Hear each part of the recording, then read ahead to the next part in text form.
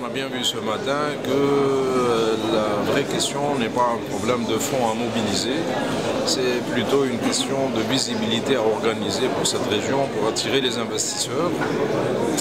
De la même façon qu'on a bien vu que ce n'était pas un problème de législation, mais plutôt là aussi un problème de comprendre que dans cette région, dans le fond, il n'y a pas d'instabilité, comme on le dit.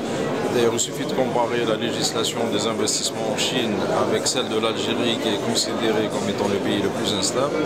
Celle de la Chine a évolué beaucoup plus que celle de l'Algérie, mais personne n'osera dire que la législation chinoise introduit de l'instabilité et une difficulté de visibilité pour les investisseurs étrangers.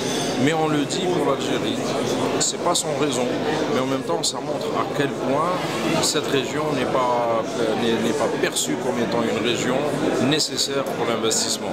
Comme si c'était une friche industrielle qu'on laisse de côté pour les futurs investissements. Bon.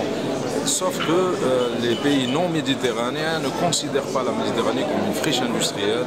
C'est pour ça qu'on voit les Chinois arriver et qu'on voit les Européens considérer qu'on laisse cette région, c'est pour nous, on verra plus tard, on pourra y investir.